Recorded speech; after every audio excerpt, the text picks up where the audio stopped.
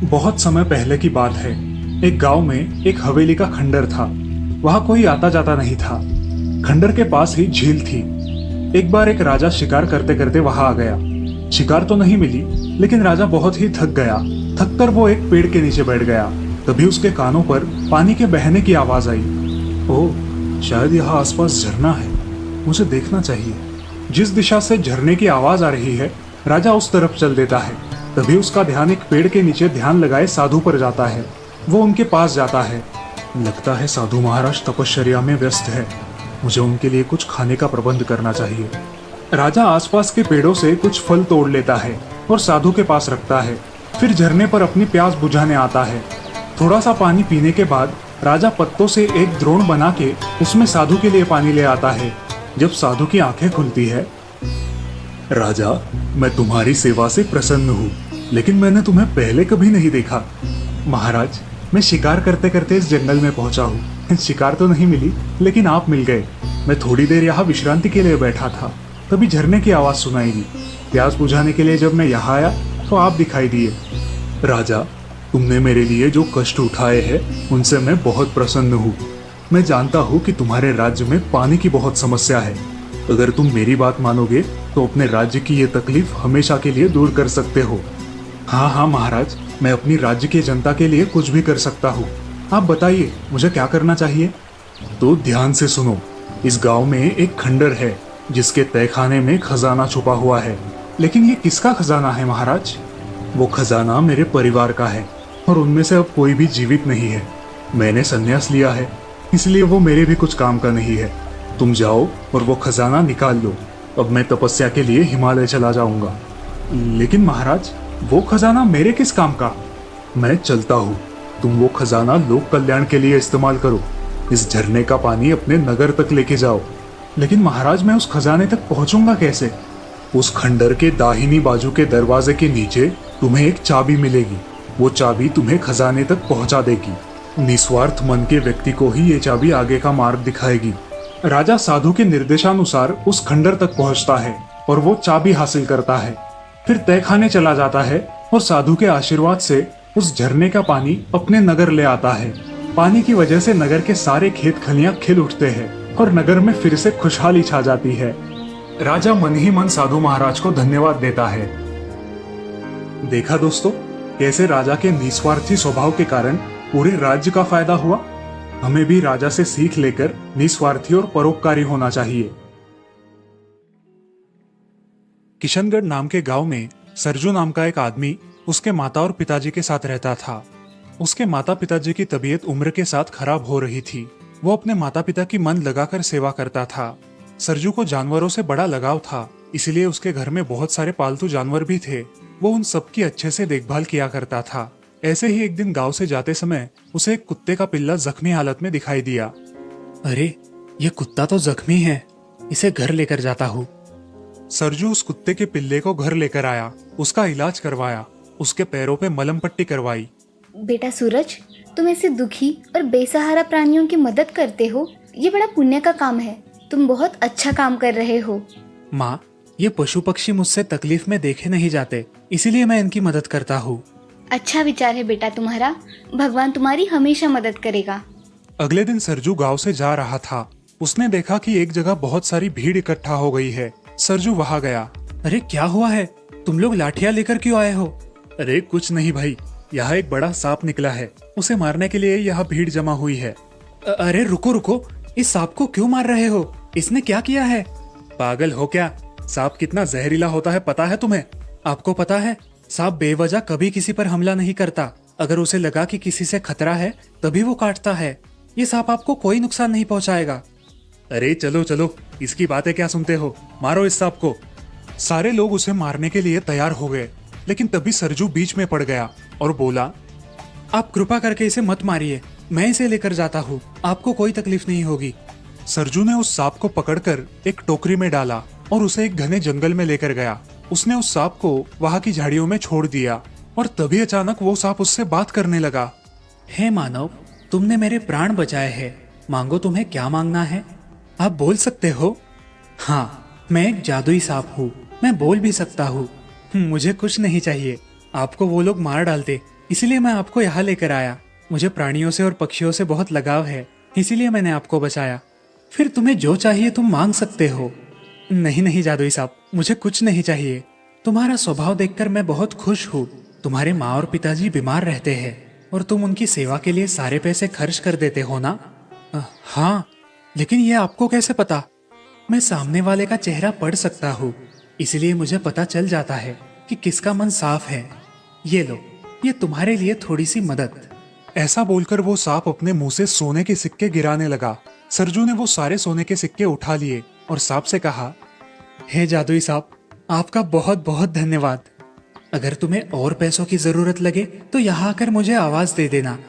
सरजू खुशी खुशी वो सारे सिक्के लेकर वहां से निकल पड़ा। गांव में आकर वो सिक्के बेचने के लिए वो एक सोनार की दुकान में गया। अरे सरजू, ये इतना खरा सोना कहाँ से लाए हो तुम? वो बात मैं आपको नहीं बता सकता। आप सिर्फ ये सिक्के लो और मुझे पैसे दे दो। सरजू सोनार से पैसे लेकर घर के लिए निकल पड़ा, लेकिन वो सोनार बड़ा चालाक था। उसे सरजू पर शक हो गया था, इसलिए वो उसका पीछा करने लगा। पीछा करते करते उसके घर तक पहुंच गया। सरजू ने घर जाकर सारी बातें अपने माँ बाप को बताना शुरू किया। माँ, ये लो पैसे, इससे तुम्हारा और पिताजी का अच्छा इलाज करवाऊंगा। अरे बेटा, इतने पैसे कहाँ से लाए हो तुम? सरजू ने अपने माँ बाप को सारी कहानी बता दी और ये सब उनके घर के बाहर खड़ा सोनार सुन रहा था। वो मन ही मन सोचता है, अच्छा तो आज वो बाजार में निकला हुआ बड़ा सांप जादुई सांप था। चलो अब मैं भी अपना मुनाफा कर लेता हूँ। अब सोनार एक पंछी खरीद लेता है और उसे लेकर जंगल में जाता है। जंगल में जाने के बाद, भाई यहाँ इस गांव में कैसे कैसे लोग भरे पड़े हैं। अब तो पंछियों को भी नहीं छोड़ते। कल उस बेचारे सांप को मार रहे थे और आज इस पंछी को पकड़कर बेचना चाहते थे। क्या विचार है इन लोगों के। जाओ पंछी, आज से तुम आजाद हो। सोनार की ये बातें सांप ने सुन ली और वो झाड़ियों से बाहर आया। तुम कौन हो मानव, और यहाँ क्यों आए हो? मैं यहाँ इस पंछी को छोड़ने आया था। तुम्हारा मन कितना साफ है। बताओ क्या समस्या है तुम्हें मानव? हे जादुई साहब, मुझे तो समस्या ही समस्या है। मेरे माँ बाप को दिल की बीमारी है, मेरी पत्नी को किडनी की बीमारी है और मेरे बच्चों को डायबिटीज है। अब क्या करूँ तुम ही बताओ। वो सांप मन ही मन सब जान चुका था कि ये सोनार झूठ बोल रहा है। ये लो वत्स, तुम्हारे लिए सोने के सिक्के। इन्हें लेकर तुम अपने परिवार की सारी समस्याएं दूर कर सकते हो। अब तुम्हें कोई चिंता नहीं होगी। ऐसा बोलकर सांप उसके सामने सोने के सिक्के डाल देता है और वहाँ से चला जाता है। सोनार वो सोने के सिक्के उठाकर सीधे अपने दुकान आता है। दुकान आकर वो उन सोने के सिक्कों को घिसकर परखना शुरू करता है। घिसते घिसते अचानक उनसे धुआं निकलने लगता है और सारे सोने के सिक्के जल उठते हैं। आग इतनी बढ़ जाती है कि सोनार का पूरा दुकान जल जाता है। ये देखकर बेचारा सोनार हक्का बक्का हो जाता है, जोर जोर से रोने लगता है और अपनी लालच की वजह से अपना पूरा दुकान खो बैठता है। वहाँ दूसरी तरफ सरजू उन्हीं पैसों से अपने माँ बाप का इलाज करवाता है और उनके साथ एक खुशहाल जिंदगी जीता है। राजापुर नाम के गांव में सुरेश नाम का एक व्यक्ति अपनी पत्नी शमा के साथ रहता था। वो खेती करता था। सुरेश बड़ा ही दयालु और मेहनती इंसान था। वो किसी भी जानवर को चोट लगे या कोई किसी जानवर को कहीं छोड़ दे तो उसे लेकर अपने घर आता और उसकी अच्छी खासी देखभाल किया करता था। उसमें उसकी पत्नी भी उसकी मदद किया करती थी। वो बहुत ही श्रद्धालु इंसान था। उसके पास थोड़ी सी जमीन के अलावा और कुछ भी नहीं था, लेकिन वो उसी में खुश था। वो खेत में ही रहता था, जहाँ पर उसने एक लकड़ियों से छोटा सा घर बनवाया था। रामू खुद ही खेती के सारे काम करता था। तो एक दिन उसकी पत्नी शमा रामू से, अजी मैं आपसे एक बात करना चाहती हूँ। वो आप काम करते करते बहुत थक जाते हो, तो मैं कह रही थी क्यों ना हम एक बैल जोड़ी खरीद ले। लेकिन शमा, हमारे पास इतने पैसे कहाँ है? तुम तो सब जानती हो कि हमारे घर के हालात कैसे हैं। मैंने कई दिनों से घर से सब्जियां बेच बेच कर कुछ पैसे जमा किए हैं। क्या हम उस पैसों में बैल नहीं खरीद सकते? शमा सुरेश के हाथ में पैसे देते हुए, ये लीजिए। सुरेश पैसे गिनता है और शमा से कहता है, शमा, इतने पैसों से हम एक बैल भी नहीं खरीद सकते। एक बार बैलों के बाजार में जाकर तो देखिए, शायद मिल जाए तो आपका थोड़ा भार कम हो जाए। ठीक है, देखता हूँ। 2-3 दिन बाद ही सुरेश बैल खरीदने के लिए बैल बाजार जाता है। बहुत ढूंढने पर भी उसे अपने बजट में खरीद सके ऐसे बैल नहीं मिलते, तो वो निराश होकर वहाँ से निकलने लगता है। तभी एक आदमी सुरेश से, अरे सुनिए भाई साहब, बैल खरीदना चाहते हो क्या? हाँ भाई, खरीदना तो चाहता हूँ, लेकिन मेरे पास इतने पैसे नहीं हैं कि मैं एक बैल जोड़ी खरीद सकूं। ऐसे कहते ही वो आदमी सुरेश को एक बैल जोड़ी की ओर इशारा करता है। अरे भाई, तुम एक काम करो, तुम उस तरफ जाओ, तुम्हें वहाँ जरूर अच्छे बैल मिल जाएंगे। सुरेश वहाँ पर जाता तो है, लेकिन वहाँ उसे कोई बैल नहीं मिल पाता। अब वो हताश और निराश होकर वहाँ से निकल जाता है। जाते जाते जंगल में से बाहर निकलते ही वहाँ पर एक बैल किसी ने छोड़ दिया था, क्योंकि वो बूढ़ा हो चुका था। तो सुरेश उसी बैल को लेकर घर जाता है। घर जाते ही शमा उस बैल को देखकर, ये क्या, आप एक ही बैल खरीद कर लाए, और वो भी ऐसा कि हमारे कोई काम ना आ सके। क्षमा, हमारे पास जितने पैसे हैं उसमें तो एक बैल भी नहीं आ रहा था। ये बैल तो मुझे रास्ते में मिला, शायद किसी ने इसे छोड़ दिया है। बूढ़ा हो चुका है ना बेचारा, लेकिन पता नहीं क्यों मुझे ऐसा लगा कि इसे साथ ले चलूं और इसकी सेवा करूं, इसलिए ले आया। हाँ हाँ, आप ही ने तो सारे जानवरों को पालने का ठेका लेके रखा है। मैं यहाँ आपका काम कम करने का सोच रही हूँ, और आप है जो हमेशा किसी न किसी जानवर को उठा कर लेकर आते हो। सुरेश बैल को बड़े प्यार से पूछ करते हुए शमा से, तो क्या हुआ शमा, हम 2 वक्त पेट भरकर खाना तो खा सकते हैं ना, और ये बेचारे तो कुछ भी डालो खा लेते हैं। हम तो अपनी तकलीफ बोलकर बता सकते हैं, ये तो बोल भी नहीं सकते, और इसके लिए कहा तुम्हें खाना पकाना है। शमा ये सारी बातें सुनकर उस बैल की आरती करती है। ये देख सुरेश, अरे ये क्या, तुम अभी अभी तो इसे कोस रही थी और अभी इसकी पूजा भी कर रही हो। इसकी पूजा ना करूँ तो और क्या करूँ। सोचा था इस बार जरूर हमारे बैल आ जाएंगे, लेकिन ऐसा नहीं हो पाया, तो इसी की पूजा कर लेती हूँ। शमा बैल की पूजा करती है, उसे गुड़ रोटी खिलाती है, और फिर शमा और सुरेश अपने अपने काम में व्यस्त हो जाते हैं। अब वो हर रोज सुबह शाम जब भी वक्त मिले बैल का ध्यान रखने लगा, उससे बातें करने लगा। अब कुछ ही दिनों में उसका बैल धट्टा कट्टा हो चुका था। सुरेश खेती में भी बड़ी मेहनत करता था, लेकिन इस साल उसकी फसल बिल्कुल अच्छी नहीं थी। वो बड़ी चिंता में था, तो अपनी पत्नी से, शमा, मुझे लगता है इस साल तो हमारी फसल कोई काम की नहीं रही। इतनी मेहनत करने के बाद भी ऐसा लग रहा है कि इस साल कुछ हाथ नहीं आएगा। आप उदास मत होइए, भगवान पर विश्वास कीजिए, उन्होंने हमारे लिए कुछ न कुछ तो सोचा ही होगा ना।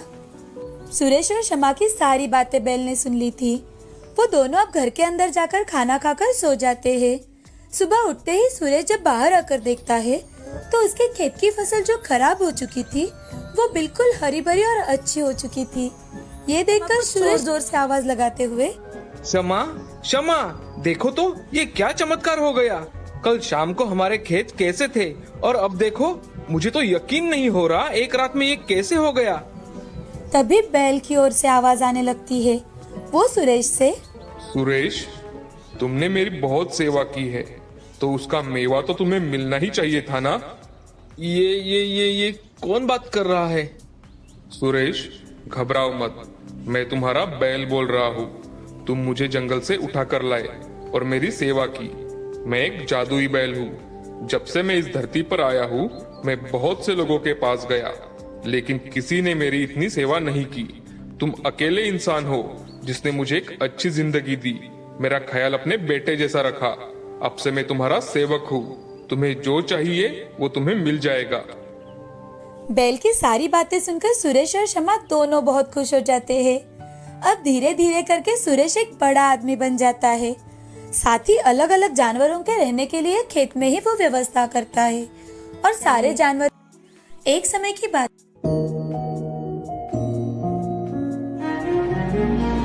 थे, रामगढ़ नाम के गांव में कमल नाम का एक जमींदार रहता था। उसका घर बहुत पुराना होने की वजह से वो अब नया घर बना रहा था, और घर की खुदाई का काम उसका बेटा जीवन कर रहा था। अचानक खुदाई का काम रोककर जीवन अपने पिताजी के पास दौड़ता हुआ आया और अपने पिताजी से, पिताजी, पिताजी, हम खुद के जेसीबी से घर की खुदाई कर रहे हैं। ये बहुत ही अच्छा हुआ। अरे हाँ बेटे, पैसे बचते हैं, इसीलिए तो मैंने नया जेसीबी खरीदा है। अरे पिताजी, पैसे बचेंगे ये तो ठीक है, असली बात तो सिर्फ मैं जानता हूँ। आप मुझे एक बात बताओ, यहाँ पे हमारा बहुत ही पुश्तैनी घर होता था, और हम उसे जेसीबी से खोदेंगे तो हो सकता है कि नीचे से कुछ खजाना निकल आए, और हम जेसीबी किराए पर लेते तो उन सबको भी पता चल जाता कि इसके नीचे खजाना है। तब हमें उन्हें भी हिस्सा देना पड़ता या फिर सरकार को सौंपना पड़ता। इसीलिए हम खुद के जेसीबी से खोद रहे हैं ना। अरे कमबख्त, मैं तो सोचता था कि तू बहुत ही नालायक है, लेकिन तुम्हारा दिमाग तो खूब चलता है। बेटा आप ज्यादा चिल्लाओ नहीं, चुपचाप जाके काम करो। अगर कोई खजाना निकलता है तो तुरंत चुपचाप आकर मुझे बताना। अरे पिताजी, इसलिए तो मैं काम रोक के आपके पास आया हूँ। अभी खोदते खोदते मुझे टंग टंग आवाज सुनाई दी, तो मैंने सोचा कि कोई बड़ा पत्थर है, लेकिन जब देखा तो लगता है कोई बहुत बड़ा मशीन है। अरे वाह, अपनी तो लॉटरी लग गई, लॉटरी। चलो चलो, लगता है कोई बड़ा संदूक है, उसमें ढेर सारा खजाना होगा। चलो चलो चलो, उसे बाहर निकालते हैं और चुपचाप घर लेकर जाते हैं। दोनों ने मिलकर उस मशीन को जमीन से बाहर निकाला और घर ले गए। उन्होंने उस मशीन को खोलने की बहुत कोशिश की, पर उसे खोल नहीं पाए। अरे ये क्या बेटा, इसे तो खोल ही नहीं पा रहे हम लोग। बहुत कसकर बंद किया है इसे। देखकर तो ऐसा लगता है बहुत ही जबरदस्त खजाना होगा। अब इसे खोलेंगे कैसे? लगता है इसे खोलना कोई आसान बात नहीं है।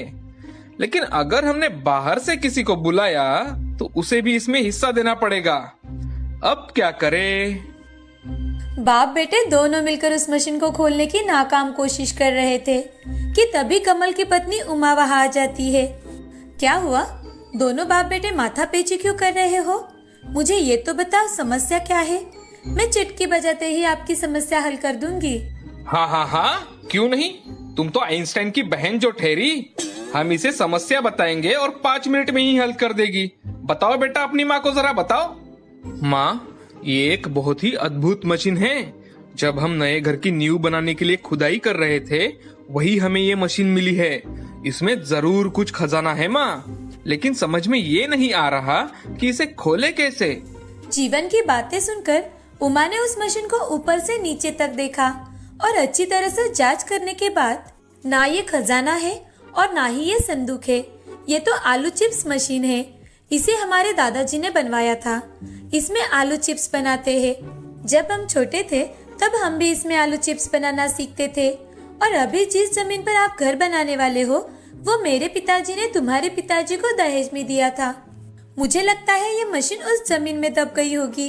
इसको ठीक किया तो ये बढ़िया काम करेगी। ऐसा कहकर उमा ने उस मशीन को ठीक किया।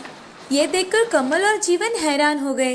अरे ये क्या माँ, तुम्हें तो ठीक से पंखा शुरू करना नहीं आता, पर तुमने तो इसे चुटकी बजाते ही ठीक कर दिया। बेटे, मैंने तुम्हें कहा तो था। बचपन में मेरे दादाजी जब इस पर काम करते थे तो मैं उनके पास बैठकर देखती थी। इसीलिए इस मशीन को चलाते कैसे है मैं अच्छी तरह से जानती हूँ। जीवन जाकर कुछ आलू लेकर अपनी माँ के पास आया। अब एक काम तुम और करो। हमारे घर में जो 10-15 टोकरियाँ पड़ी है, उन्हें यहाँ लेकर आओ और उन्हें इस मशीन के सामने रखो। 10 टोकरियाँ? किस लिए माँ? इतने चिप्स कहाँ से आने वाले हैं इस मशीन से? सिर्फ मैं जो कहती हूँ वही सुनो। जितनी टोकरियाँ है वो सब लेकर आओ। जब खुद देखोगे तब समझ में आ जाएगा। जीवन अपने घर की सारी टोकरियाँ लेकर आता है और मशीन के सामने रख देता है। फिर उमा अपने पति से, अजी सुनो, यहाँ आओ और ये एक आलू अपने हाथों से इस मशीन में डालो। कमल ने आलू को मशीन में डाला। बस एक आलू उस मशीन में डालते ही सामने रखी सारी टोकरियों में आलू चिप्स गिरने लगे। ये देखकर कमल और जीवन हैरान रह गए। मैंने कहा था ना कि ये एक जादुई आलू चिप्स मशीन है। देखा, इस मशीन में एक आलू डालते ही कितने सारे चिप्स निकल आए। सोचो, अगर हम इस मशीन में एक बोरी आलू डाल दे तो हमारे पास कितने सारे चिप्स निकल आएंगे। हमारा ये घर भी कम पड़ेगा।